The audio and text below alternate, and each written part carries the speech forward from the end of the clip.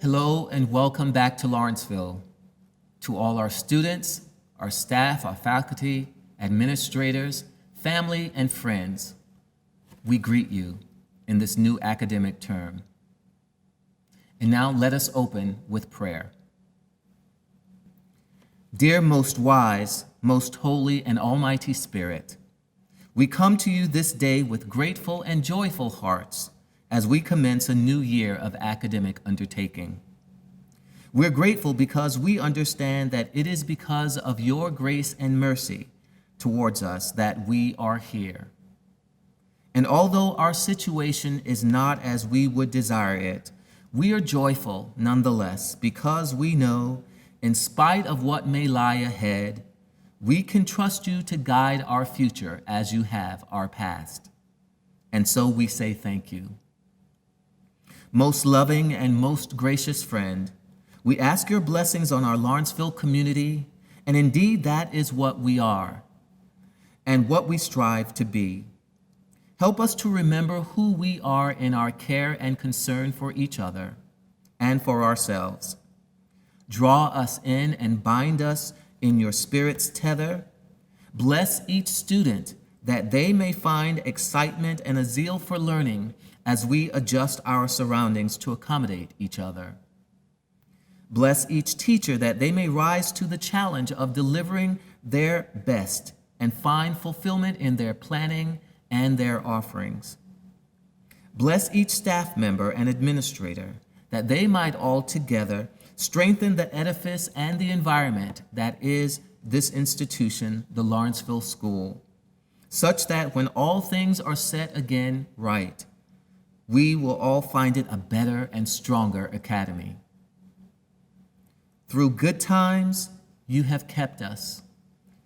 Through famine and surplus, you have supplied us.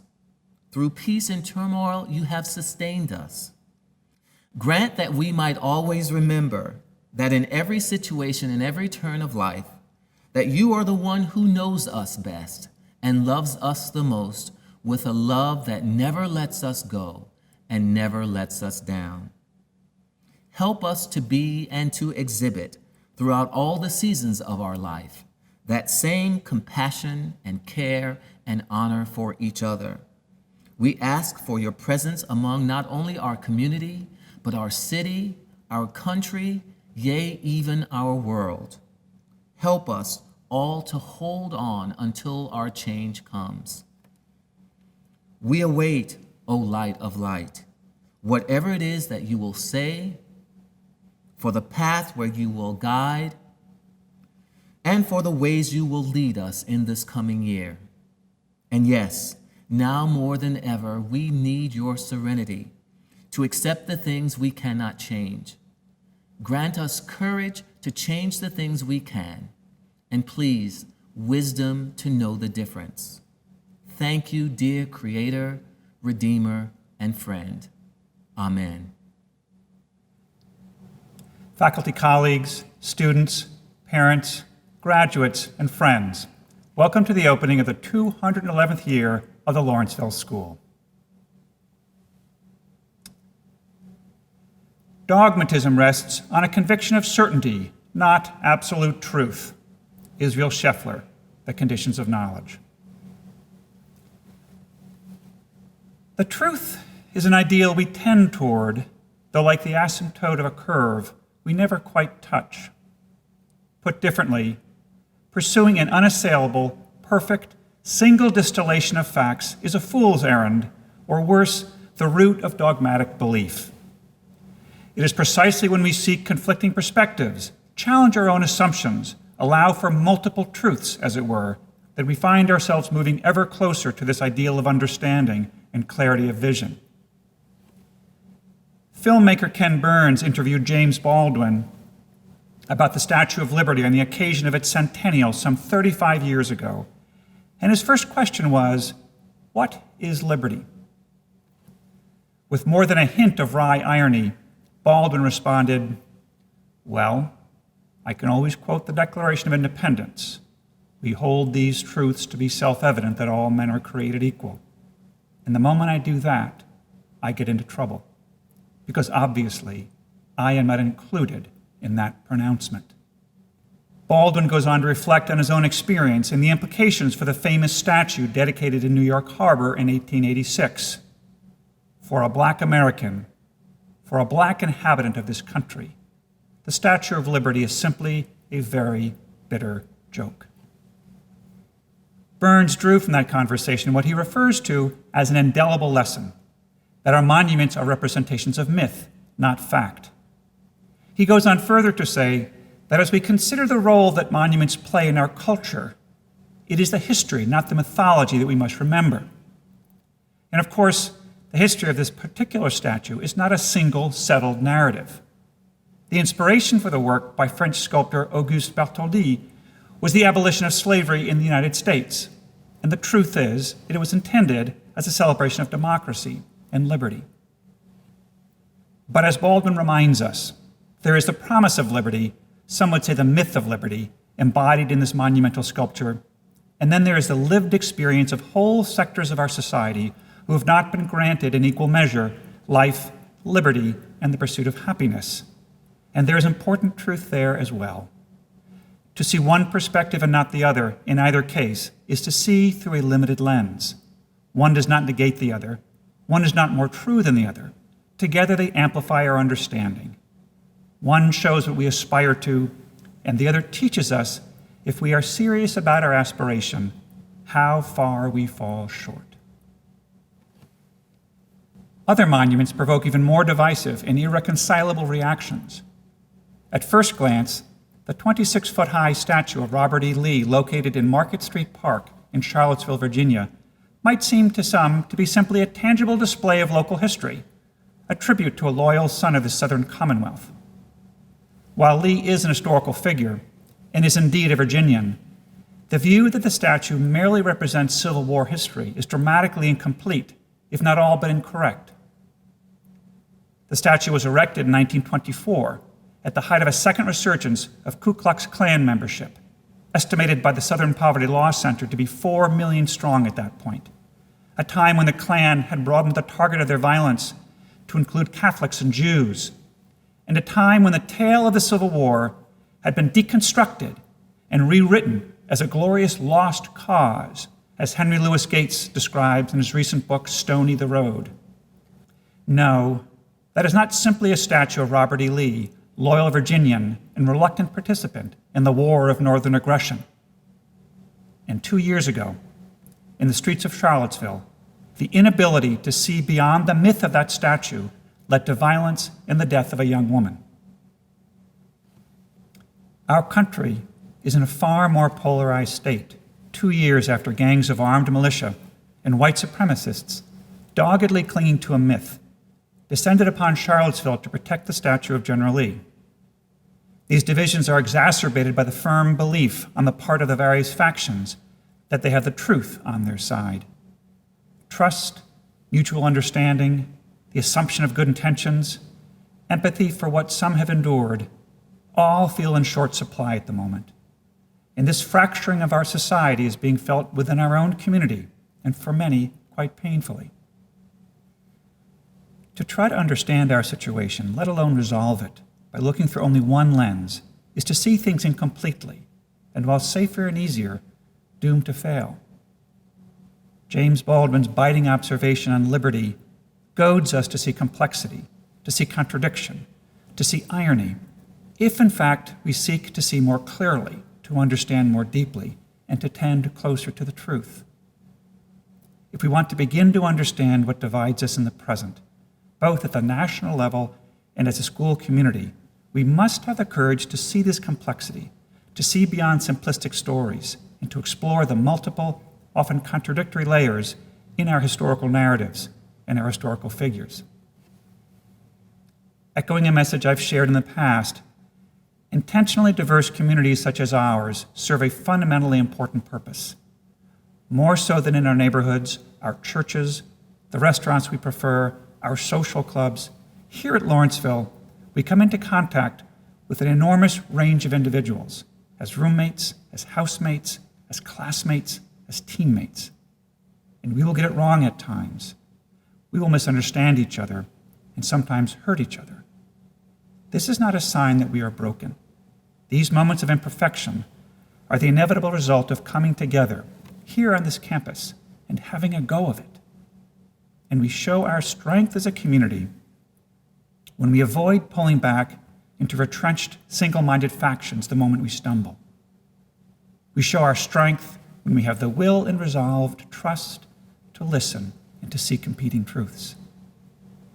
If we can see the divisions we are experiencing as opportunities, if each of us can work to see the kernels of validity in the views of those seemingly at odds with us, we can and will find a way to come together and to heal and show the nation how it's done. So let's start by considering how we identify what we feel is true, let's say, in an historical account. In his essay, Age of Amnesia, Joel Kotkin, professor at Chapman College, writes, "We live in an age of amnesia. Across the world, most notably in the West, we are discarding the knowledge and insights passed down over millennia and replacing it with politically correct bromides cooked up in the media and the academy." Is that so? Do we imagine that once upon a time, we had an agreed upon, objectively established set of knowledge and insights? We had the truth, so to speak. And now that people are introducing new insights, divergent perspectives, alternative understandings, knowledge is under attack? Just as monuments are built to convey a kind of immutable, enduring message until we unpack them and realize there can be layers of contradictory meaning, some would have it that knowledge is an aggregation of unassailable, proven facts carved in stone. As philosopher Israel Scheffler reminds us, it is one thing to believe the truth is an absolute. It is quite another to suppose that we can ever be certain that we have the truth. What we refer to as knowledge must be under frequent reassessment, refinement, and debate. And when we fall into complacency and fail to challenge the facts routinely, it is at our peril. No one knew this better than German physicists of the early years of the 20th century. Someone outside that scientific field might imagine the physical laws governing space, movement, and matter to be a rather durable, rigidly rule-bound set of givens.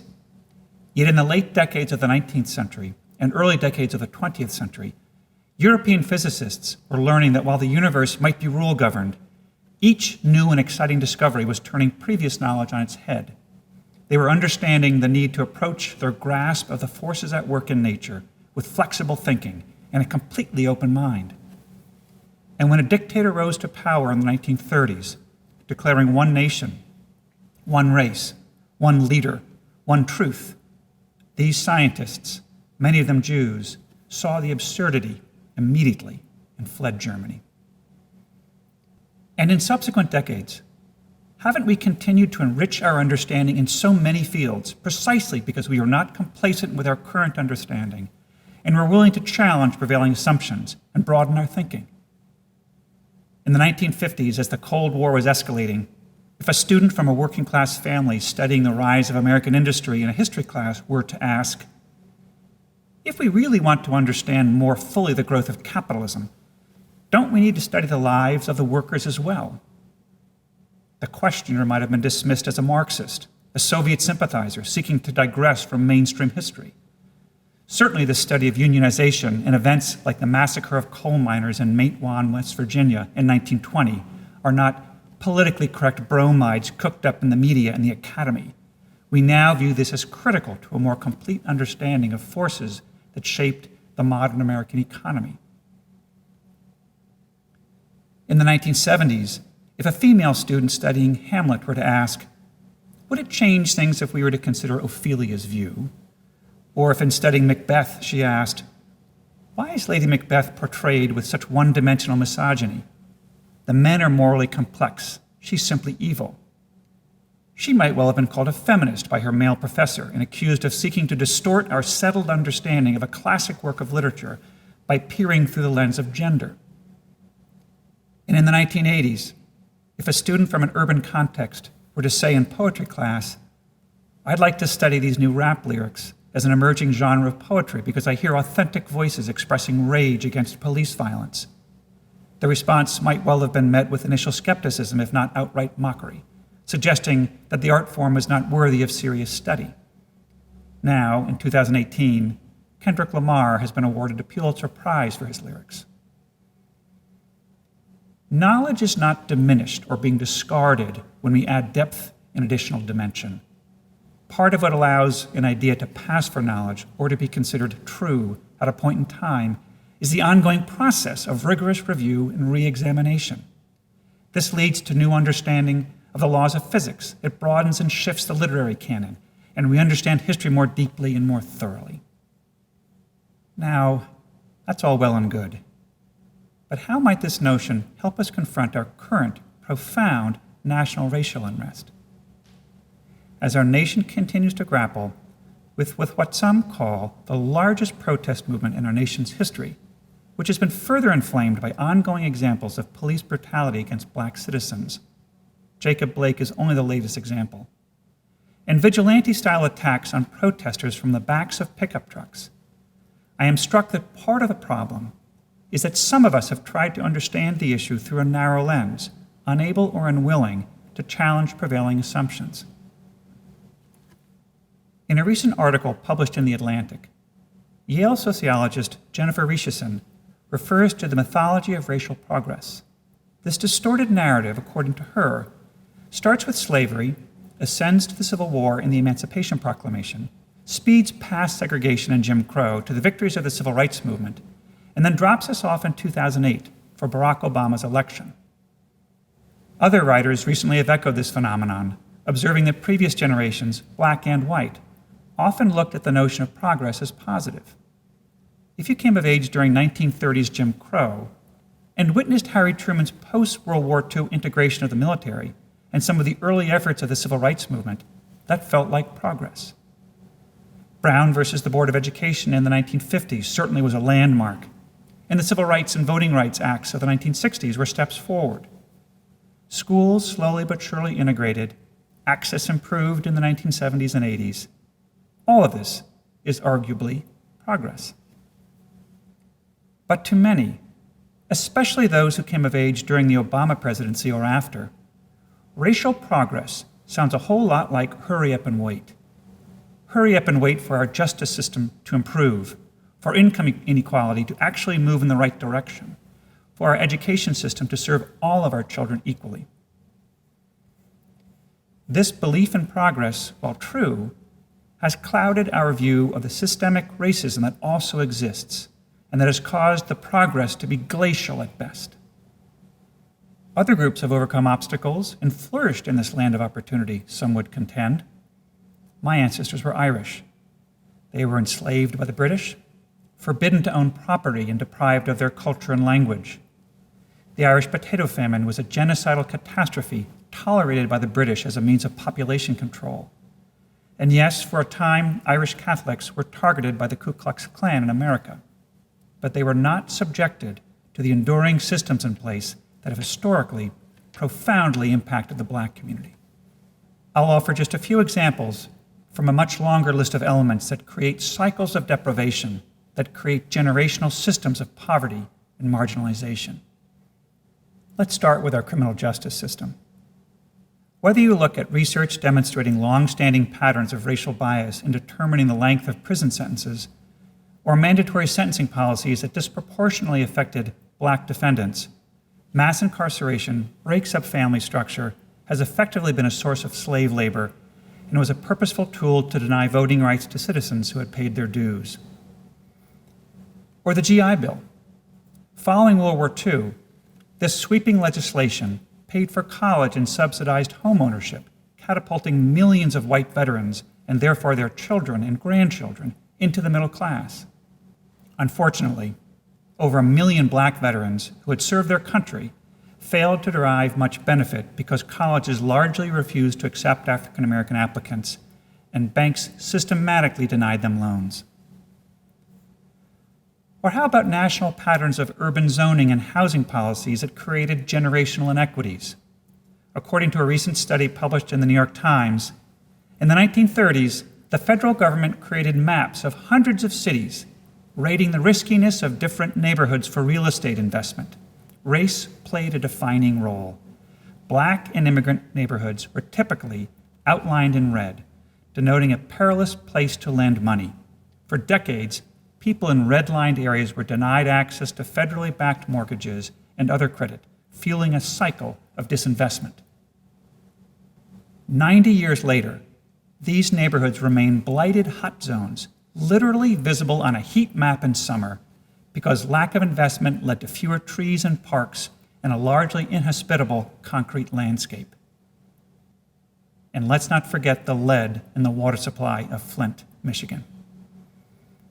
As James Baldwin reminds us in The Fire Next Time, this innocent country set you down in a ghetto in which, in fact, it intended that you should perish. You were born where you were born and faced the future that you faced because you were black and for no other reason.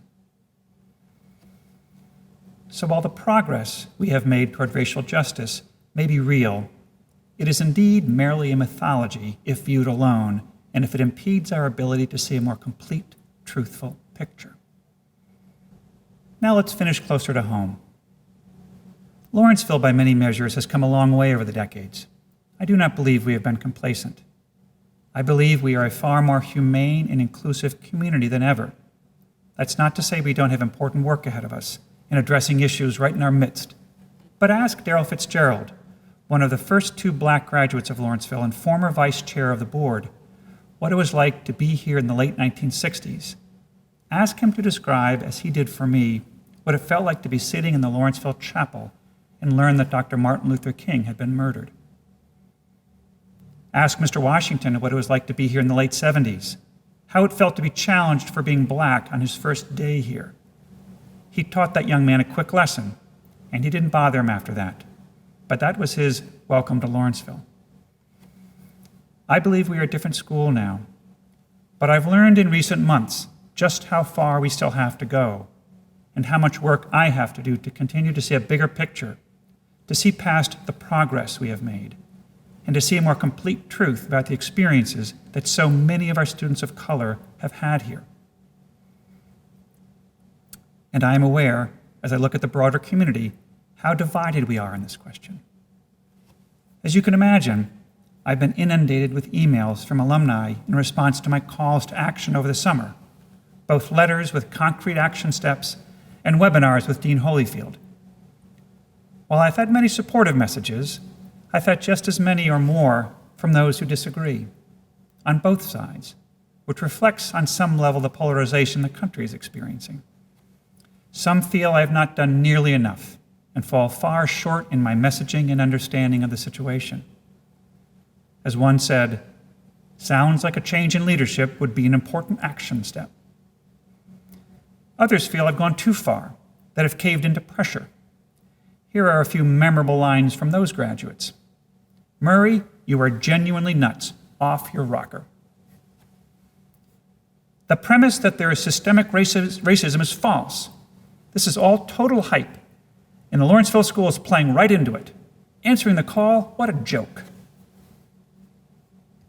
I consider your email an anti-white, anti-common sense, anti-free-thinking microaggression. Have you really drunk the BLM Kool-Aid? How do we navigate or find solutions if we can't discuss truth and facts?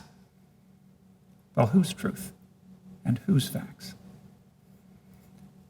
As I read the stubborn resolve in their emails, peppered with strong language, I'm quite sure I won't be able to convince them to see a different perspective. They don't sound inclined to re-examine their assumptions or broaden their thinking anytime soon. And that's probably not my responsibility anyway. This immediate community, however, is my responsibility. All of you are my responsibility. And with that in mind, I would like to conclude where I began. Our nation may be divided, and even our alumni body may not all agree, but we have a choice. We don't have to live divided. We don't simply have an opportunity here, we have an obligation. We have worked so hard to reopen this campus so that we can actually be together, and it will take hard work and discipline to keep our campus open. But that gives us a shot, and let's not squander it. We cannot be afraid to hear each other, to respect each other, and yes, to love each other, and show the rest of the world how it's done. 35 years after Baldwin's searing condemnation, his reflection on the bitter joke of liberty in this country, his words still jolt us, demand that the systems of oppression and injustice be recognized and acknowledged as true and real. Clinging to mythologies, viewing older historical narratives as somehow objective, immutable truths, traps the mind.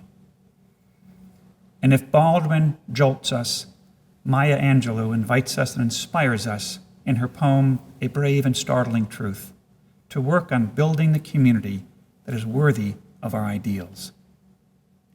We, this people, on this wayward floating body, created on this earth, of this earth, have the power to fashion for this earth a climate where every man and every woman can live freely without sanctimonious piety, without crippling fear. Thank you very much. And now, the awarding of the cups. Doing this virtually won't allow for the usual uproar of approval from the winning house, but I assume that those of you on campus will open up your windows and let us hear you. And those of you at the Hilton Garden Inn, that's no excuse. We expect to hear you here on campus. The Chivers Cup is awarded to the house with the highest GPA. The 2019 winner of the Chivers Cup is McClellan House. The Green Cup is awarded to the house whose GPA improved the most over the course of the school year. The 2019 winner of the Green Cup is Stanley House. The Adams Cup recognizes the house with the greatest commitment to community service. The 2019 winner of the Adams Cup is Woodhull House. And finally, the House Cup is awarded to the house with the greatest house spirit. The 2019 winner of the House Cup is Carter House. And now, Rabbi Levy will offer the benediction. As we welcome you, our beautifully diverse group of Laurentians, all individuals in your own right, all from a vast array of diverse locations and beliefs and shades of color and races and traditions and identities, we acknowledge that we are a community of people who are not only who we are, but who we will become. We are here to help you, support you, encourage you, believe in you, and uplift you. In this unusual year, as pandemic still swirls around us in our greater world, let us work to keep our community healthy and vibrant, to bring all of what and who we are to build, to share, to explore, and to enjoy, to learn and to play in respect for ourselves and our neighbors, our peers, and our elders. Though we begin an unprecedented year filled with unknowns, we are filled with hope. We pledge you a year filled with the very best we can give, from our tireless work of our faculty and staff who have gone to extraordinary lengths to keep you safe and nourished in body and soul and brain. We ask for blessings to abound, that we be granted strength to build and grow together. Let our year and our community be a strong one and a healthy one. Amen.